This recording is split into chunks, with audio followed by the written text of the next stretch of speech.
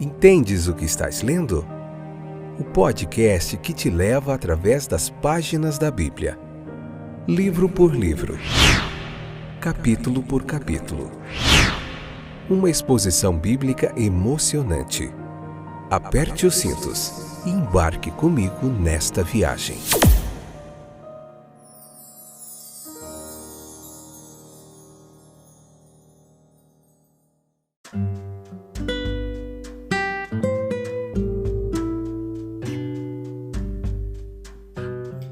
Olá, povo abençoado de Deus, eu sou o Fábio e esse é mais um fantástico episódio do podcast Entendes o que estás lendo?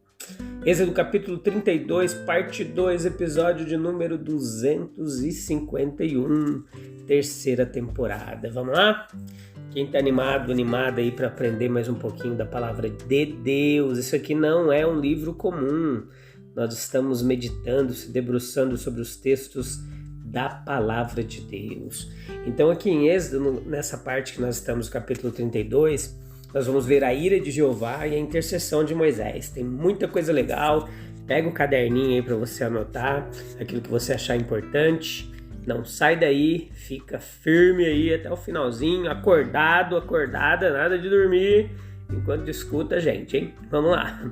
Então Jeová indica a Moisés a severidade justa com que se propõe a tratar a Israel. Veja no versículo 9 e 10, e nós temos que pensar aqui não apenas nas palavras de Jeová, mas também na atitude demonstrada por Moisés, que parece ser indicada por essas palavras, que mesmo antes de Moisés fazer a sua fervorosa intercessão em favor do povo, nós temos uma pista do que está em seu coração. Nós devemos ter em mente que o grande objetivo da narrativa aqui é mostrar como Jeová não pode suportar o pecado. Então, a coisa a ser considerada em primeiro lugar é não como esses israelitas se tornaram idólatras, mas o triste e teimoso fato de que eles pareciam idólatras inveterados. Sim, uma manifestação tão decidida como aqui revelada da idolatria, quando se tratava do conhecimento de Jeová, era como uma faísca caindo no meio da pólvora. A ira de Deus, ela deve ser revelada contra toda impiedade e injustiça dos homens. No entanto, meus queridos ouvintes, não duvide que o Deus que falou aqui com tanta ira e ameaça, com ira e ameaça, ele amou esses israelitas no meio da sua apostasia. Nessa ocasião, coube a Deus dar uma expressão direta e enfática de ira de seus próprios lábios, deixando seu amor e piedade serem conhecidos indiretamente pela intercessão de seu servo Moisés. Veja que quando Jeová ele está irado, é então que precisamos, acima de tudo, lembrar que o amor é o grande poder em sua natureza. Jeová indica ainda possibilidade tentadora para Moisés. Deus disse a ele: olha, farei de ti uma grande nação. E assim vemos como a palavra de Jeová é feita para servir a dois propósitos distintos. Ele expressa a plenitude da ira com o povo apóstata e ao mesmo tempo coloca um servo querido em uma prova mais eficaz de sua magnanimidade e altruísmo mediador. E assim essa proposição de Jeová é mais bela para enfatizar a simplicidade e pureza do sentimento de Moisés na mediação subsequente que nós vemos aqui no texto. E embora Moisés não faça referência a essa proposição, é bom poder ver quão poucos pensamentos egoístas tomaram a sua mente. Nós sabemos, olhando para essas mesmas coisas à luz do Novo Testamento, que mesmo se Deus tivesse destruído essas pessoas como a princípio ele insinuou, suas promessas jamais, nunca teriam sido anuladas. Então, veja que a destruição temporal de uma única geração de homens, por mais desconcertante que possa ter parecido na época, não teria sido vista posteriormente como nenhum obstáculo no cumprimento dos propósitos de Deus, nem como escurecimento do brilho de sua glória. Seja lembrado também que essas mesmas pessoas que Deus tirou com grande poder, mão poderosa, ainda assim pereceram no deserto. Poupado dessa vez, eles foram no devido tempo cortados como trabalhadores do solo. E quanto a quaisquer palavras desdenhosas que os egípcios pudessem falar, o brilho de Deus não estava à mercê de suas línguas, pois havia se manifestado, além de tudo, em um capítulo suficientemente terrível de sua própria história. Então, quanto às palavras ditas a Abraão, Isaac e Jacó, mesmo que todos, exceto Moisés, tivessem sido varridos, ainda nele, em Moisés, a semente de Abraão teria continuado. E assim como nos dias do dilúvio, Deus não destruiu totalmente a raça humana, mas a reduziu a uma única família. E mais do que tudo, nós devemos ter em mente que o verdadeiro cumprimento das promessas de Deus foi para a semente espiritual de Abraão. Os que são de fé são abençoados juntamente com o fiel Abraão. Portanto, meus queridos, nós não devemos concluir prontamente que o que Moisés disse foi o que aqui influenciou Jeová no que é chamado de arrependimento. O poder influente era que aqui estava um homem para dizer algo, para atuar como mediador, profundamente preocupado em garantir a fuga e o escape e a salvação dessas pessoas, mesmo enquanto elas, divertindo-se na planície abaixo, estão todas inconscientes do perigo iminente que as rodeiam. Observe que Moisés não diz nada como desculpa para o povo. De fato, a magnitude total de sua ofensa ainda não havia sido compreendida até mesmo por ele. E é interessante contrastar suas súplicas aqui com um Deus irado e sua própria ira quando ele realmente viu o bezerro de ouro. A única coisa que Moisés fixa em seu apelo a Deus é o grande propósito divino para Israel. Ele recapitula quão grande é esse propósito. Ele está profundamente preocupado que não haja interferência. E assim nós somos levados a pensar em Jesus, o verdadeiro, o perfeito mediador entre Deus e os homens, com o conhecimento dos propósitos divinos e das necessidades humanas, como Moisés não tinha. E assim, tanto a partir de Moisés, o tipo, quanto de Jesus, o antitipo. O antítipo é a representação do tipo. Portanto, Moisés é um tipo de Jesus e Jesus é um antitipo de Moisés. Por um tempo, ele fica em silêncio. Durante o início, os estágios iniciais do movimento em Israel, ele não faz nenhuma revelação a Moisés. Então ele conta a seu servo tudo o que aconteceu e ordena que ele vá imediatamente para a cena da apostasia. Veja lá os versículos 7 e 11.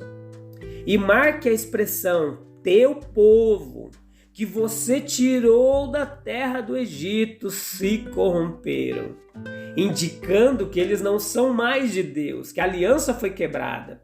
E Moisés intercede por Israel pedindo várias súplicas porque Deus não deve destruí-los. E essa intercessão de Moisés, a última ocasião em que nos encontramos com Moisés como intercessor foi lá na corte do Egito. E agora nós temos que ouvi-lo em suas súplicas por seu próprio povo. Como Jacó, Moisés, como príncipe, tinha poder com Deus e prevaleceu. Deve-se notar também que esse avanço no poder da oração está conectado com o avanço na própria experiência da pessoa de Moisés. Na primeira intercessão, o pensamento que principalmente enche a sua mente é o pensamento do perigo do povo. Ele não tenta desculpar ou atenuar o pecado deles, mas também não faz uma confissão direta dele. Ele vê apenas a destruição iminente da nação e é dolorosamente sincero em seus esforços para evitá-la. E nessa fase de sua súplica, Moisés pode quase parecer-nos mais misericordioso do que Deus. Um estágio mais alto é alcançado quando Moisés, tendo realmente testemunhado a transgressão do povo, aí ele é levado a tomar partido de Deus em sua ira contra o povo. E a sua segunda intercessão, portanto, ela é permeada por uma percepção muito mais profunda da enormidade do pecado pelo qual se busca o perdão. A sua percepção é tão terrível que agora é uma questão discutível para ele se Deus possivelmente pode perdoar.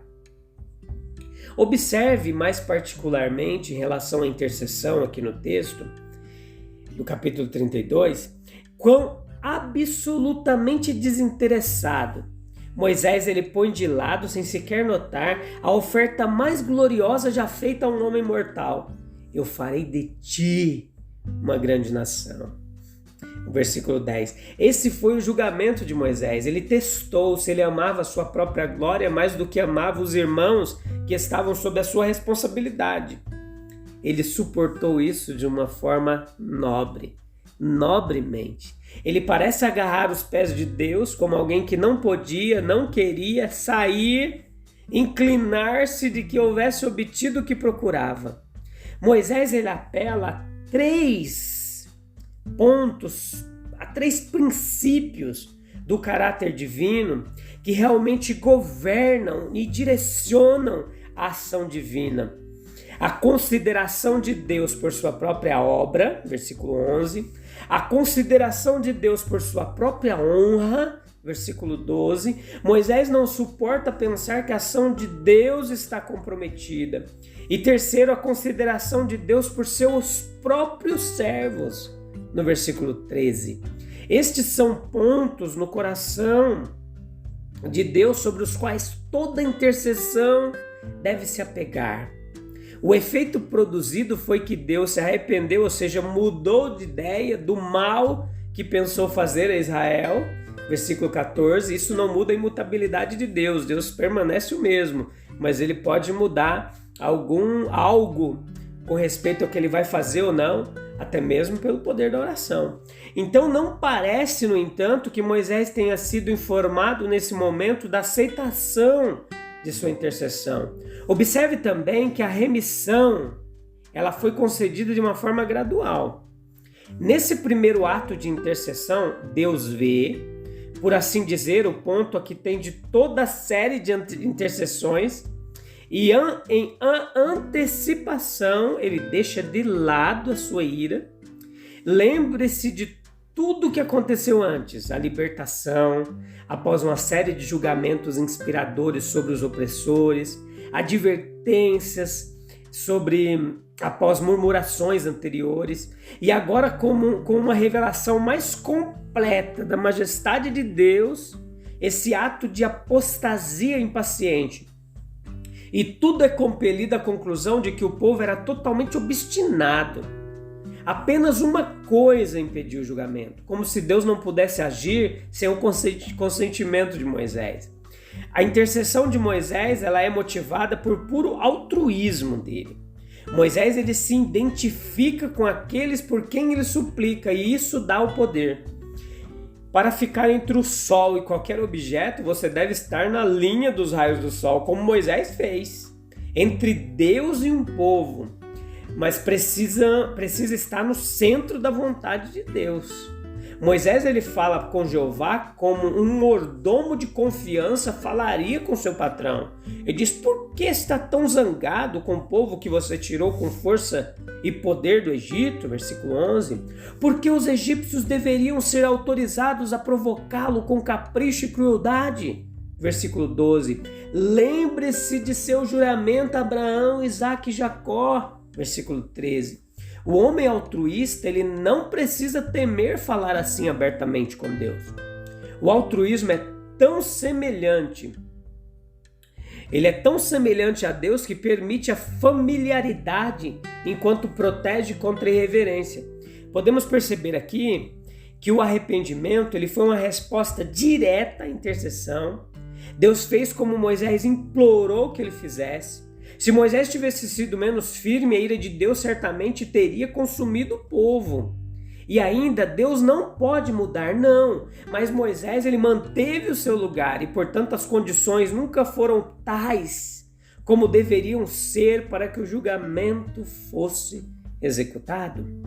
O arrependimento de Deus foi com a persistência de Moisés. O mal ameaçado era contra o povo, mas o povo a parte de Moisés. E Moisés, identificando-se com eles, alterou o caráter total de toda a circunstância. A gente se vê em breve no próximo episódio para nós continuarmos meditando ainda mais nessa intercessão de Moisés, nos atributos divinos revelados aqui nesse capítulo. Tem muita coisa legal e eu te aguardo. A gente se vê lá. Um abraço, até breve. Tchau, tchau.